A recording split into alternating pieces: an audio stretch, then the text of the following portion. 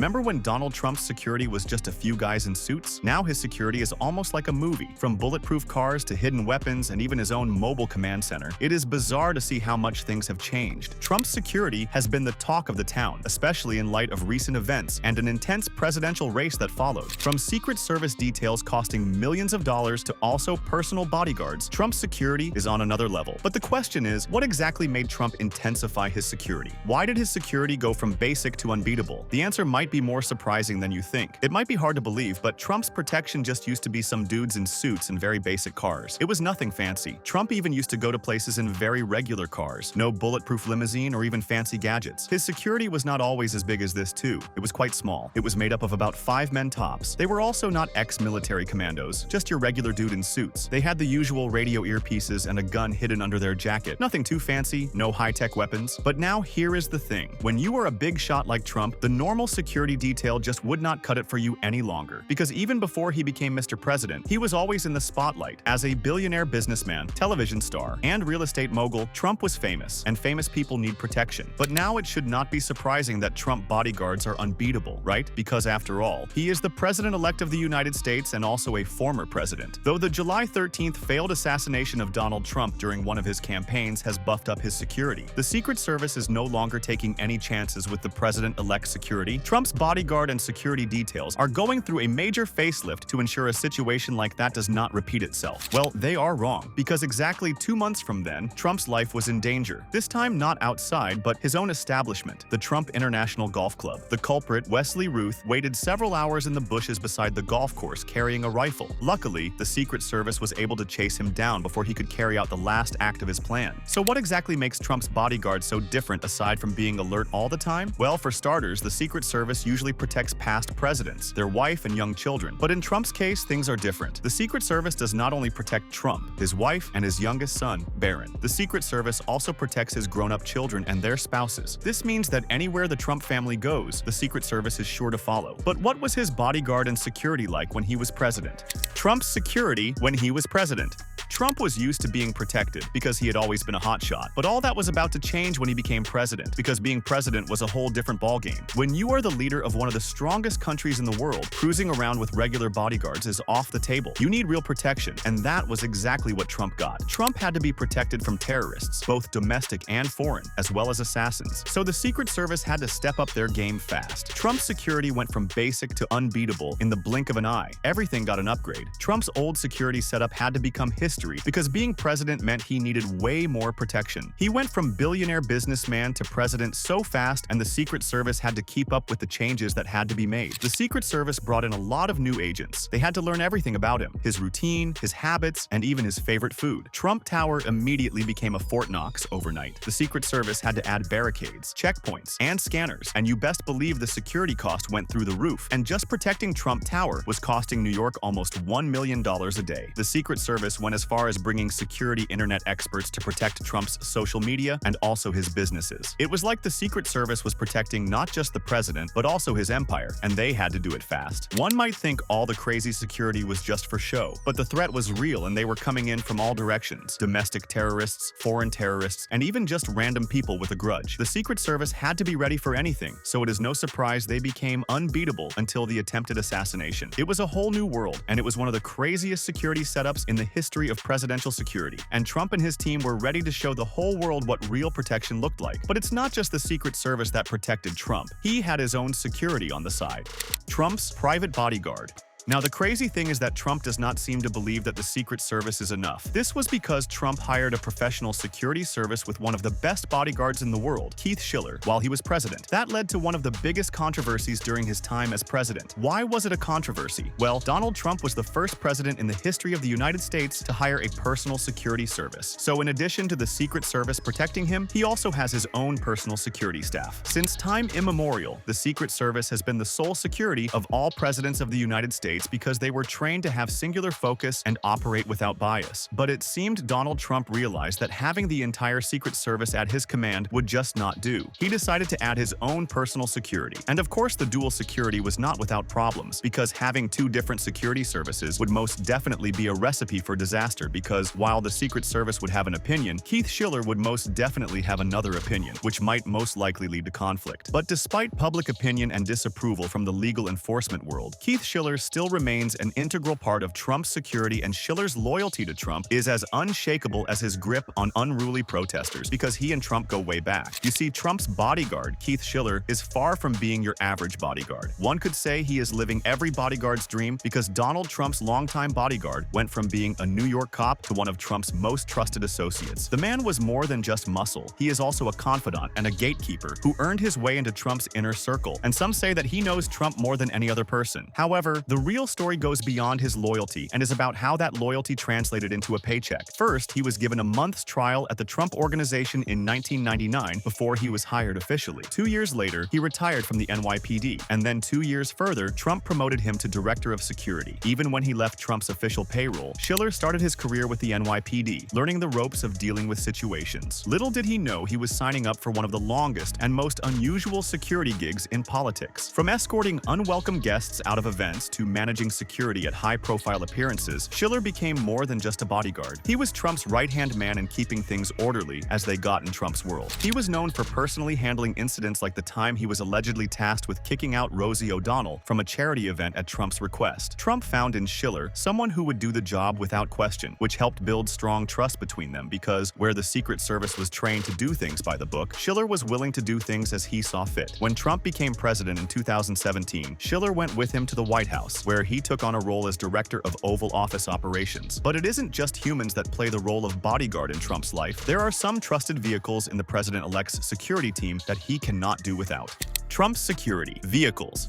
While most presidents used bulletproof limousines, Donald Trump during his presidency decided that having a bulletproof limousine just would not cut it. Instead, he decided to use the Beast. So what exactly is the Beast? It's a black Cadillac, but at the same time it's not like your average Cadillac. It looked like a car out of a James Bond spy movie. When Trump served his first term as president, he did not just get a new car. He got a fortress on wheels that would have put any ammo tank to shame. The Beast was a custom-made Cadillac that was built to survive almost anything. Explosions, chemical attacks, you name it, the Beast would shrug it off. But if you think that is awesome, well, you haven't heard anything yet. The Beast was not only built to be a fortress, it was also built to be a mobile medical emergency center. You see, the Beast comes with its own oxygen tank, so if the air ever gets polluted or toxic, you can be sure Trump is breathing clean air. In addition to the oxygen tank, the Beast also had its own blood bank that was filled with Trump's blood type. So in the event where there is an accident, the president could always have a blood supply at hand. Also, the doors on the Beast are so heavy that Trump could not open it from the inside. The Secret Service had to do it for him. The windows, on the other hand, are so thick they could stop an armor-piercing bullet. Not forgetting the car could keep going even if the tires were flat, and the fuel tank had a special foam that protects it from explosions. But the Beast was not just a mobile fortress, it was also a mini Oval Office where Trump could run the country from the back seat. As amazing as the Beast was, it was just the tip of a very expensive iceberg when it comes to Trump's security vehicles. When he was president, Trump's private plane, the Air Force One, was not just a fancy jet, it was a flying fortress that made regular planes look like a joke. First off, Air Force One is not just one plane, but two identical Boeing 727-4. The planes are so advanced that they can fly for days without landing thanks to their ability to refuel midair. But long-range flying is not even the coolest part. These planes are basically flying bunkers. They have secure communication systems that allow Trump to run the country 30,000 feet up, so he could literally decide to start a war or sign a peace treaty while cruising over the Atlantic. And if anyone tries to start trouble, Air Force One has missile defense systems, so it could dodge missiles like it is from an action movie. The inside of the plane is like a military command center and a luxury hotel all in one, with also a fully equipped medical kit and an operating table in case the president needs immediate operation. The plane has multiple meeting rooms and even a massive suite for the president, and enough space for staff, security, and even the press. It's almost like a flying White House. But it is not just business alone. There is also a gym on board, so Trump can also keep fit. The Air Force One is so modern that it could serve as a mobile command center, so much that if anything happens and Washington, D.C. gets wiped out, there would be no cause for alarm, because Trump could still rule from the sky. But it must have been weird for Trump to leave office and have all these taken away from him after failing to secure a second run in the Oval Office. Was he still protected by the Secret Service? Post-presidency.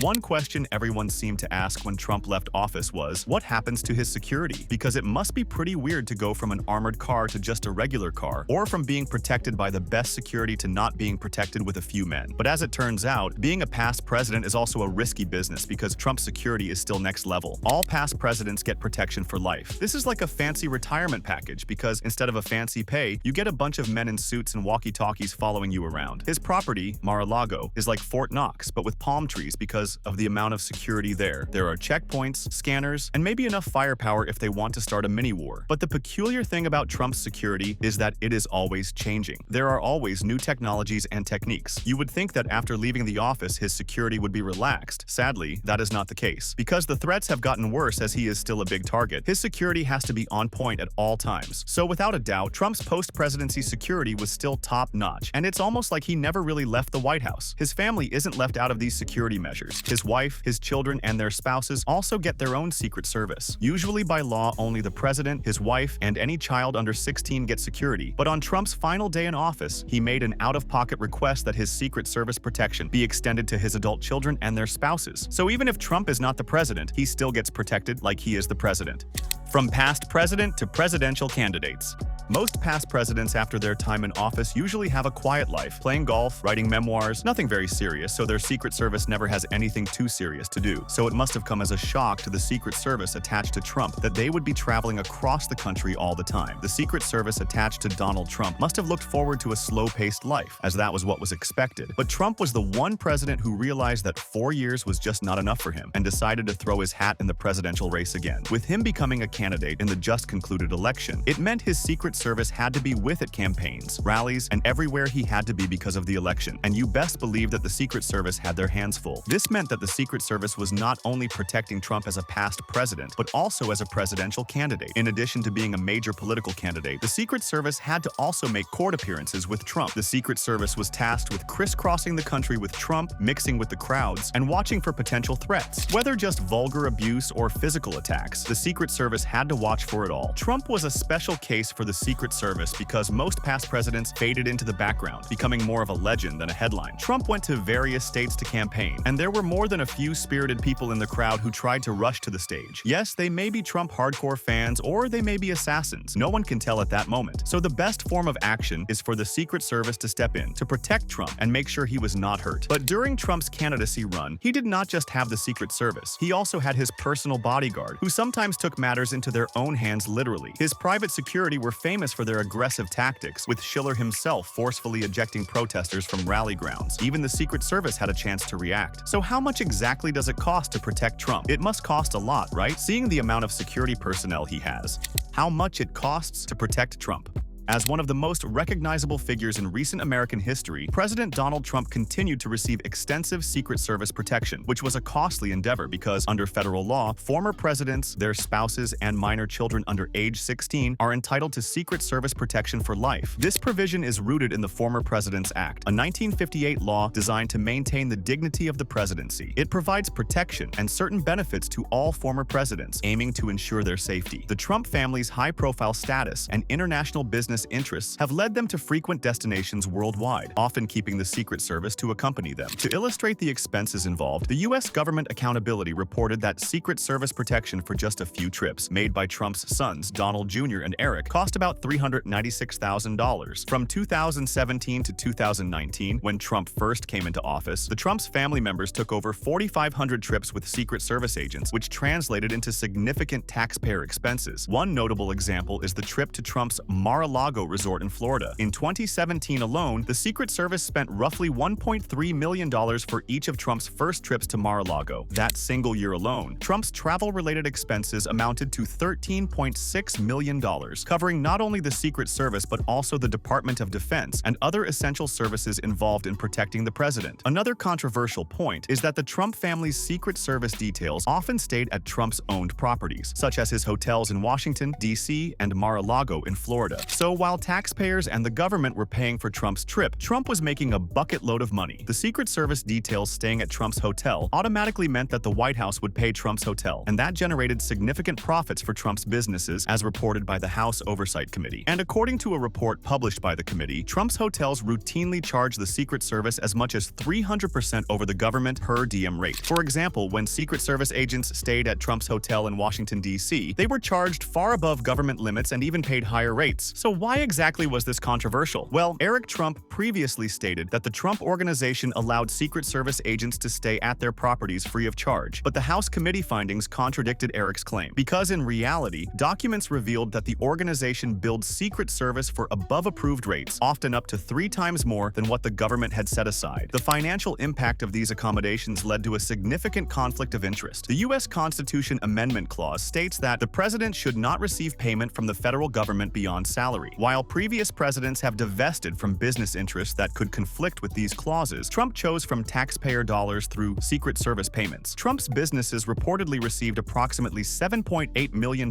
from the federal government over his first term in office. Much of it stems from Secret Service charges, despite attempts to hold him accountable, as Trump remained a high-profile figure, especially given his potential political aspirations. The cost of protecting him and his family was expected to continue because when he decided to throw his hat into the presidential race, he asked for extra security. Although the extended protection for his adult children officially ended 6 months after he left office, the cost of protecting Trump, Melania, and Barron remains substantial. Based on GAO reports and past expenditures, it is estimated that maintaining a protection detail for Trump could continue to run into millions of dollars each year, especially if he continues to travel frequently. Now it is without a doubt that Donald Trump and his family are one of the most protected people in the world. With numerous assassination attempts and becoming U.S. president, the security personnel will definitely double and could surpass his first term as president. Let us know your thoughts in the comments section, and before you leave, don't forget to like this video and subscribe to Wealth Corner so you don't miss the next ones.